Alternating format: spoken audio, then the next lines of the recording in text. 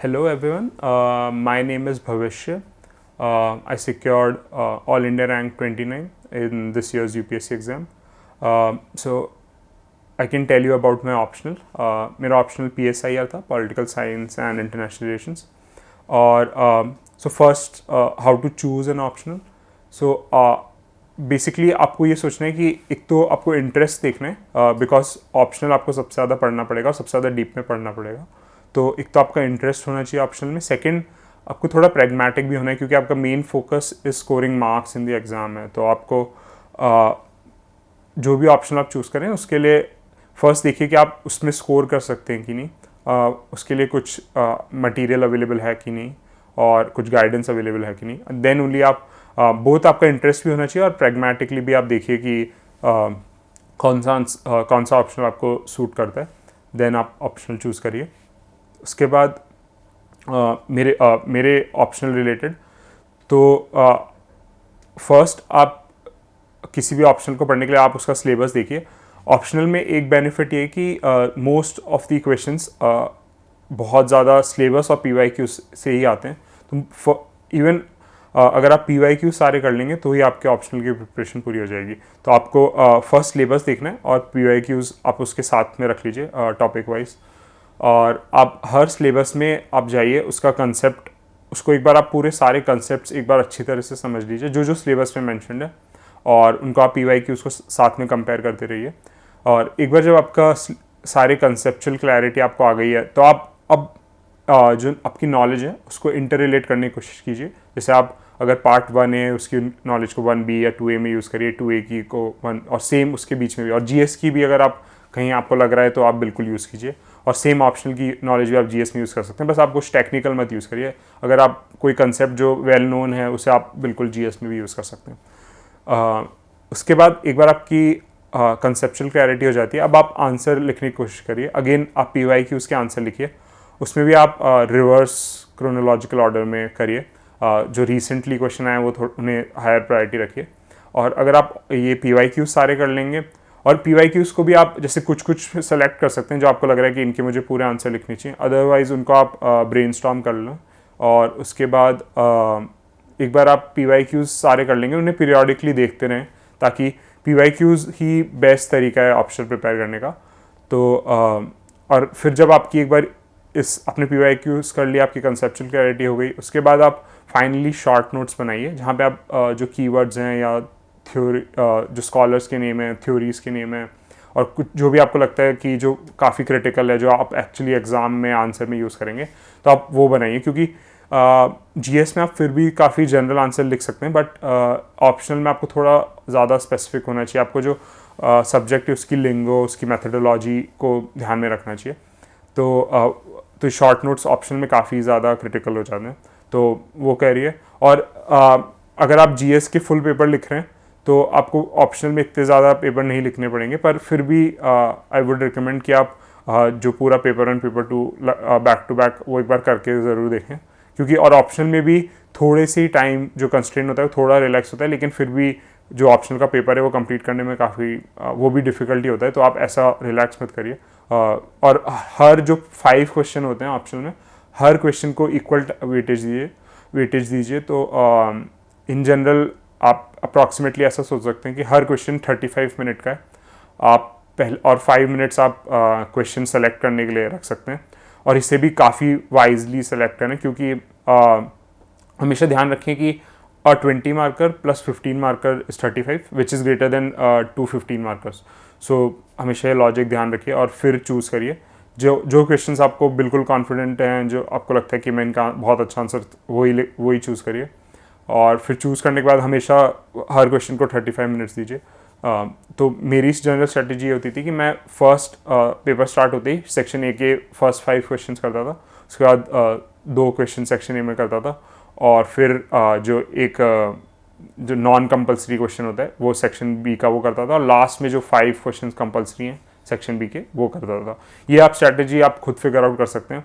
बस ये ध्यान रखिए कि अगर आप पहले 10 मार्कर्स करने लग जाएंगे तो ऐसा हो सकता है कि आपको लास्ट में आपके जो 15 या 20 मार्कर्स के लिए टाइम ना मिले. तो आपको प्रायोरिटाइज करना पड़ेगा. तो मैं तो स्टार्ट में एक सेट ऑफ 10 मार्कर्स करता था और एक एंड में 10 मार्कर्स करता था.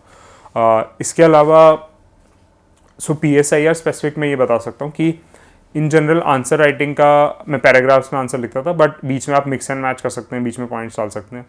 और जो जनरल ट्रिक है आंसर राइटिंग की वो to remember 4 C's, so context, content, criticism and conclusion. So आप किसी भी क्वेश्चन को इन जनरल आप उसके कॉन्टेक्स्ट, हिस्टोरिकल या फिर उसका कुछ कॉन्स्टिट्यूशनल बैकग्राउंड या उससे इंट्रोड्यूस कर सकते हैं। Then you can cover the main content, what is it about. Then you can critique the main point from some other standpoint. So for example, so if you are writing about capitalism or liberalism, then you can critique it from Marxist viewpoint. And if you are writing about communism or Marxism, then you can critique it from, let's say, a capitalistic viewpoint of, let's say, F.A. Hayek. So this would make your answer highly substantive, and then you can conclude either with a your opinion or a balanced conclusion, or you think what could be a forward looking conclusion. So वो आपके पास freedom है, आप जैसे हर question को आपको जो लगे कि बेस्ट वे कैसे हो सकता है उसे आप कर सकते हैं।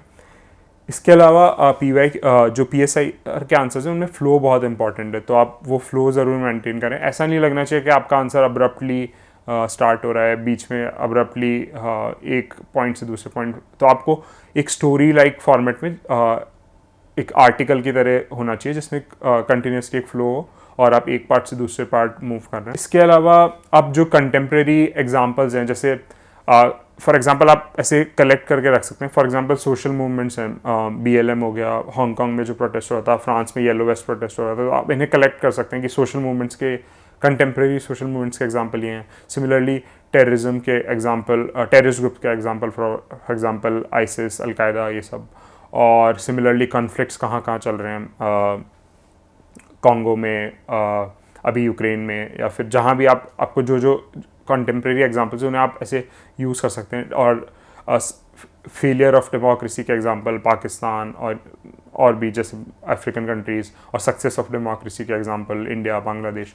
सो आप ये सारे एग्जांपल आप पहले से ही सॉर्ट करके रख सकते हैं, ताकि जब भी कोई क्वेश्चन आएगा वहाँ आप उन्हें ब्रैकेट में फॉर एग्जांपल करके आप वहाँ कोड कर सकते हैं, तो ये एक अच्छा वैल्यू एडिशन हो जाएगा। एक और क्वेश्चन जो रहता है कि स्कॉलर्स और जो एनालिस्ट, उनके नाम के बारे में क्या करना है, तो आप ज़्यादा स्ट्रेस मत लीजिए कि आपको हमेशा इतने स्कॉलर्स या उनको कोट करना है।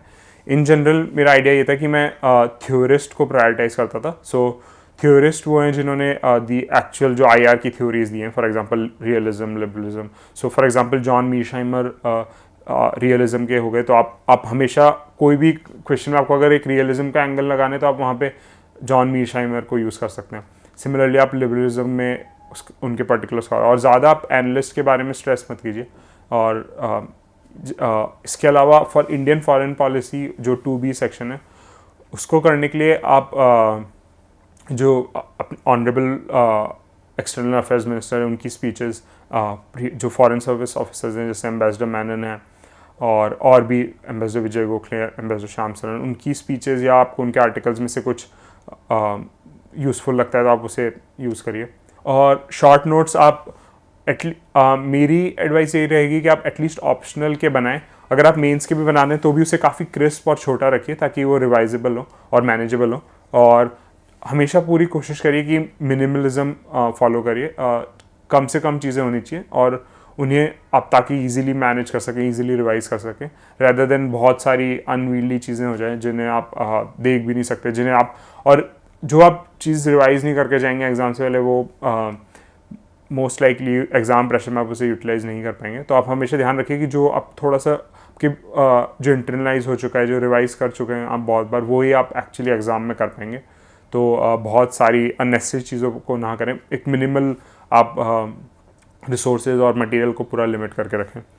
इसके अलावा motivation related, first internal motivation और जो आपकी desire for whatever your service preferences वो होनी चाहिए। But apart from that, day to day में to maintain your motivation there are few tricks. So first आपको एक तो हैबिट फॉलो करनी है। जैसे अगर आप अपनी जो स्लीपिंग शेड्यूल और स्टडिंग शेड्यूल को अलाइन कर लेंगे, जो एग्ज़ाम का टाइम होता है लाइक 9 to 6 वॉट एवर, सो उससे आपको काफ़ी ज़्यादा हेल्प होगी और वो और एक्चुअल एग्ज़ाम के दिन भी आप मेंटली अलर्ट होंगे, तो एक वो है। इसके अलावा आप फोर्सिंग फंक्शन क्रिएट कर सकते हैं, जैसे मैंने हमेशा फिक्स कर रखा था कि आफ्टर 7 days और 10 days I write a test, और तब तक मैं उतना सिलेबस प्रिपेयर करूँगा, तो मैं आवर्स वगैरह और टाइम के बारे में वरी नहीं करता था, बस कि मुझे इतना सिलेबस प्रिपेयर करना है और उसका फिर मुझे टेस्ट देना है।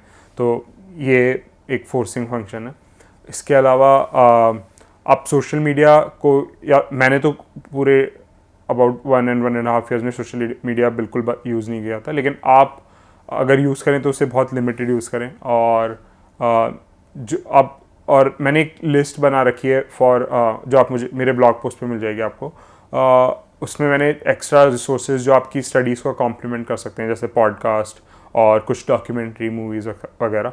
तो अगर आप वो देखना चाहें तो देख सकते हैं, बट अगेन मेन फोकस जो एग्ज़ाम ओरिएंटेड स्टडी है उस पर होना चाहिए। और इन जनरल मेरी फाइनल जो एडवाइस है वो यही है कि कॉन्फिडेंस बहुत ज़्यादा इंपॉर्टेंट है इस एग्ज़ाम में, क्योंकि बहुत ज़्यादा अनसर्टिनिटी है इस एग्ज़ाम में। सो अगर आप थोड़ा सा भी आपको सेल्फ डाउट या लैक ऑफ कॉन्फिडेंस होगा तो उसकी वजह से आपकी परफॉर्मेंस इम्पैक्ट हो सकती है। So actually being confident is tactically and pragmatically important. So आपको केवल इससे आप हमेशा जो आपका बेस्ट है वो दे के आप आएंगे एग्ज़ाम। अगेन सेकंड चीज़ ये है कि आपको कॉमन सेंस, जो भी आप एडवाइस लें इंक्लूडिंग मेरी एडवाइस भी, उसे आप अपने कॉमन सेंस फिल्टर से पास करें। और हमेशा सोचें कि जो भी मैं ये कर रहा हूँ वो क्या मैं लास्ट 7 minutes में एग्ज़ाम के दिन इम्प्लीमेंट कर पाऊँगा कि नहीं। तो आप हमेशा जो भी एडवाइस है उसको कॉमन सेंस फिल्टर से पास करिए। Third, apart from focus study, आप हमेशा किसी भी चीज़ को ओवर कॉम्प्लिकेट मत करिए। दो यूपीएससी जो ओवरऑल काफ़ी डिफ़िकल्ट और टैक्सिंग एग्ज़ाम है, but any of the parts जो हैं वो काफ़ी सिंपल हैं। जैसे कुछ भी सिलेबस का पार्ट है वो काफ़ी सिंपल है। सो आप उसको कुछ ओवर कॉम्प्लिकेट मत करिए कि मुझे इस पर्टिकुलर वे ही करना है, या फिर मुझे इतना डेटा डालना है या इतनी डायग्राम बनाना है। आपका जो नेचुरल स्टाइल है उसमें ही लिखिए। बस अब जज करिए कि कोई भी एग्जामिनर होगा उसे ये आंसर उसकी डिमांड मीट कर रहा है, वो कितना रीडेबल है, कितना अच्छा लग रहा है। बस ये आपका फर्स्ट फोकस रहना चाहिए। आप किसी भी चीज़ को ज़्यादा ओवर कॉम्प्लिकेट मत करिए, अपनी जो नेचुरल स्टाइल है उसको मत चेंज करिए। और अपने किसी भी नॉलेज को ऐसे आर्टिफिशियल बैरियर्स में डिवाइड मत करिए। कोई भी नॉलेज कहीं भी यूज़ कर सकते हैं, इकोनॉमिक्स की हिस्ट्री में, पॉलिटी की हिस्ट्री में, मतलब कहीं भी अक्रॉस।